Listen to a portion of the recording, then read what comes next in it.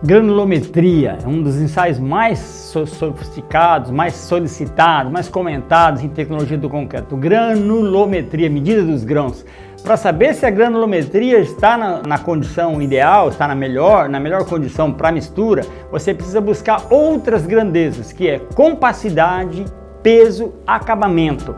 Então, quando uma granulometria é equilibrada, que eu tenho finos, médios e graúdos, eu tenho uma composição que se fecha, havendo uma necessidade mínima de cimento. Quanto mais irregular for a granulometria, mais vazios eu terei nessa mistura e maior quantidade de pasta eu vou necessitar. Quanto mais pasta eu necessitar, mais cimento eu necessito e mais caro fica o produto. Então, uma boa granulometria é aquela que consome menos cimento, ou seja, que eu consigo maior peso da peça.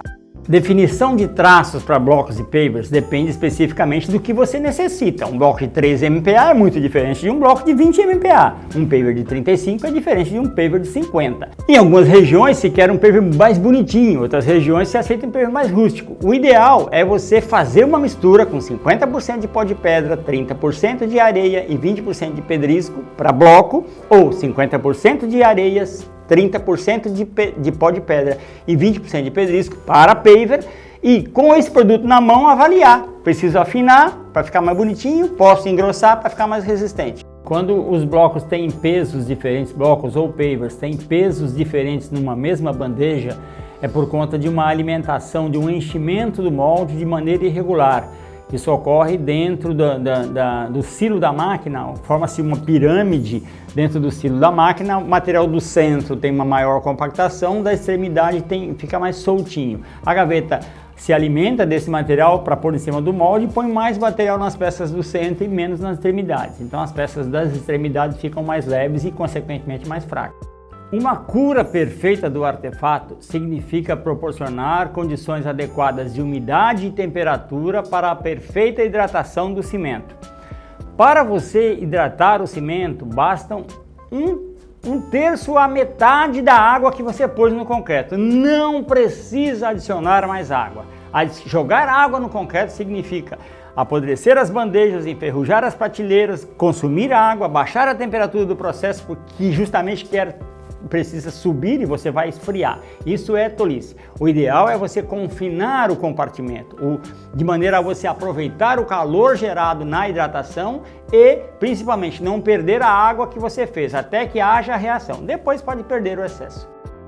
Quando os produtos, blocos, pavers ou até a telha apresentam uma coloração diferenciada, secos, a principal causa é uma variação da umidade da mistura, no processo lá de mistura. Uma segunda causa, menos provável, é a variação da matéria-prima, um cimento mais escuro ou mais claro, um pó de pedra mais escuro ou mais claro. Mas a principal variação, desde que estejam todos secos e estejam com tons diferentes, é a variação da umidade. Existe uma segunda causa que é a dos materiais. A função do aditivo na mistura, no caso do blocos e dos pavers, ele trabalha como um lubrificante da mistura. Isso faz com que eu tenha uma menor necessidade de esforço do equipamento para compactar, consequentemente eu tenho uma melhor compactação da mistura. Tem gente que pensa que o aditivo aumenta a resistência. Não, o aditivo aumenta a compacidade da mistura, da peça. Com isso, há, consequentemente, um aumento da resistência.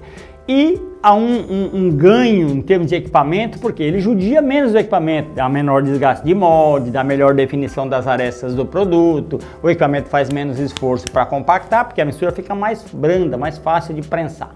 Na fase de alimentação da bandeja, do molde, esse material vem do silo da máquina. No silo da máquina forma-se uma pirâmide, e onde a tendência é o material fino ficar no centro da pirâmide e o material graúdo escorrer para as laterais dessa pirâmide que se forma dentro do silo. Então o graúdo fica do lado de fora e o miudinho fica no meio. E o miudinho vai resultar em pavers mais bonitos e os de fora vão ficar mais feinhos. Isso é natural. A solução seria instalar o defletor, que é um dispositivo de chapas metálicas que desvia o fluxo para 3 caminhos, para a esquerda, para o meio e para a direita. Com isso eu tenho uma distribuição na bandeja. A primeira coisa é estabelecer um peso padrão para o produto.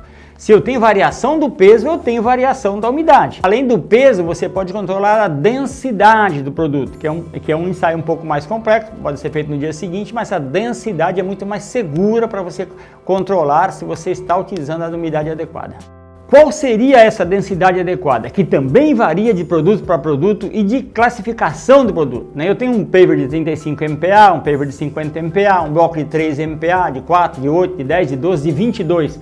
Um bloco de 22 MPa tem que ter a densidade de um paver de 50 MPa.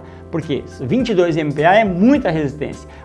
No caso do bloco. Então, no caso do paver, eu trabalho com 2.300 a 2.350 kg por metro cúbico. No caso do bloco, de 2.100 a 2.300 para bloco estrutural e de 2.000 a 2.100 para bloco de vedação. Sensor de umidade.